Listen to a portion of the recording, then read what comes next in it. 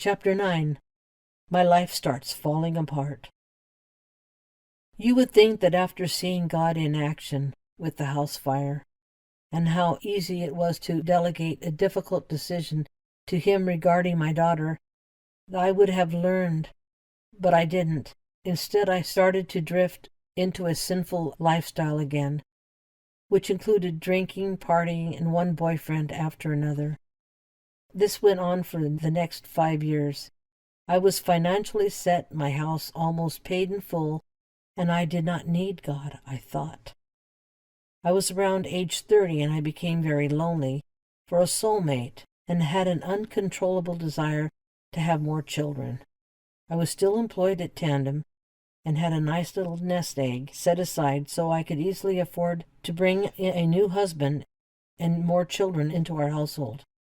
So one night at a club I met a man named Casey and we hit it off. We dated for several months, and when I learned that I was pregnant, we got married. That was in 1983, and my son Adrian was born in March of 1984. Then, 18 months later, I gave birth to another son, Evan. Now I felt complete. However, it was after having these last two children that things began to fall apart, because with this small 3-bedroom house, I had no choice but to borrow on the equity to add another bedroom. In the meantime, I had quit my job because it was too costly to pay for childcare and just too hard to work with 2 small children, period. So we really began to struggle trying to make ends meet and living on one income, which was only around $800 a month.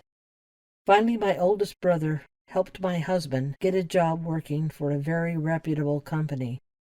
At first, this job was only part-time, but it eventually became permanent.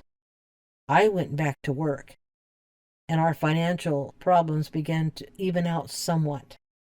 Things were going okay, at least for the first 2 years, until we started having arguments on how to raise the boys.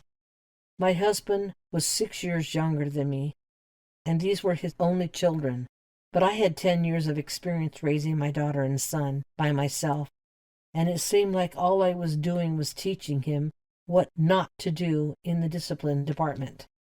This constant arguing continued to the point where I decided I could not take it any more. I explained to my husband, I do not want to waste the rest of my life arguing with you. I want a divorce.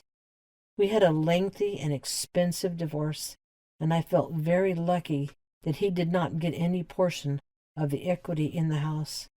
Later in life, I realized that this was one of the biggest mistakes I had ever made, because my ex-husband was a good man who never would have cheated on me. And worst of all, I had no right to divorce him in God's eyes. I was the one who was going to face God's judgment for causing my ex-husband to commit adultery by remarrying another woman out of loneliness. As you keep reading, you will find that it is ironic that all of the fighting and all of the money I spent on attorney fees to keep from losing my house was fruitless. Little did I know that with the path I was on, God was going to allow the devil to take it away from me anyway.